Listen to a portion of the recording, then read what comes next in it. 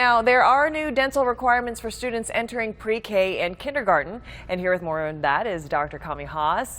Thank you for being here. Thanks. First of all, I was just looking over some of the stats and I was pretty surprised. Before we get to the stats, I just want to ask you, so in California, students are now required to show proof of a dental examination before going to school. And why is that? Because dental disease is one of the most common reasons why kids miss school. In fact, there was a study that was done that showed that kids with dental problems are 3 times more likely to miss school and 4 times more likely to get a lower than average GPA. So it's really important to get the dental screening done before going to school. So their dental hygiene is linked to their grades almost. So I'll explain a little bit. So there's actually two, from a systemic and physical problem and then psychological one. The systemic thing is, if you have a toothache, can you sit and listen to your teacher? Right, you can't.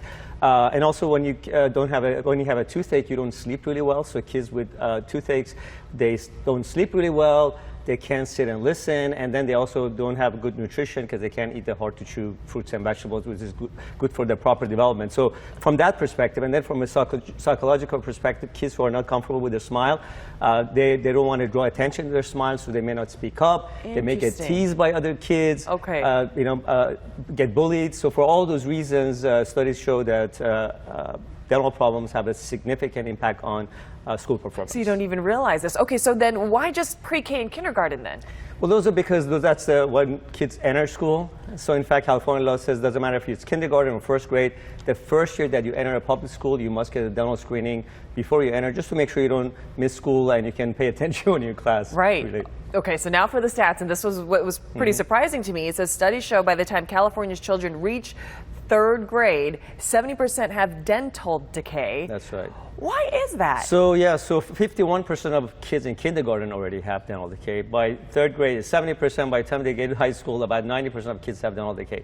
And that's just because I think people think cavities is about just a hole in the tooth that the dentist can fill. So there's not a lot of attention to it, but really dental caries is the most common chronic disease. You should really think of it as a chronic disease because it's a reflection of what's happening in the rest of the body. You know, when you get a cavity, it's because you have an imbalance of bacterial composition in your mouth. So I think we should really take dental decay and dental caries a lot more seriously than we have been. So we're pretty much talking to parents here. We're saying, hey, we got to take this seriously, and you have to make sure that you're brushing your kids' teeth. That's right. Right? You're not just letting them go. Yes, exactly. And they have to do it correctly. Just so you know, like a 5-year-old only brushes 25% of the surface of their teeth. Yeah. By the time they reach 11, only like half of their teeth. So parents may think, well, my kid is in the bathroom, they're just brushing their teeth. They really need to supervise them. They make sure they get a toothbrush that they like to use it.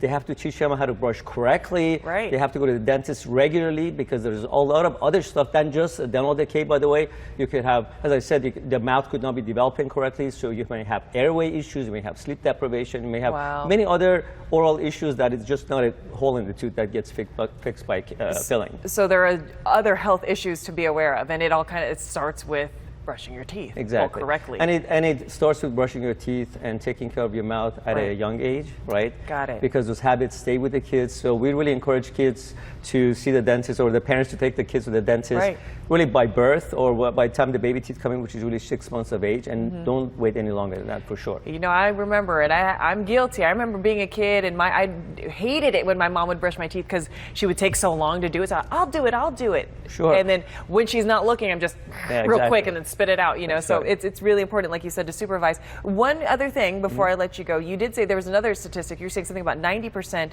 of students by the time they graduate become adults. Oh, yeah, so it's 51% statistically in kindergarten, 70% by the 3rd grade, and about 90% by the time they graduate school. Wow. They have cavities. So it's a really big problem. Yeah. Absolutely.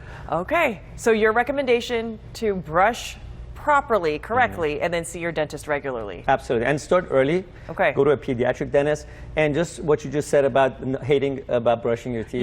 About kids these days is all about making it fun for them, right? Right. So there are singing toothbrushes now available on the market, augmented reality technologies. The kids literally should be begging that they want to brush your teeth. You know, I love that. If you do that, then you know you've chosen the right toothbrush for them. Basically. There you go. Yeah. I like this, Dr. Haas. Thank you so much for being here.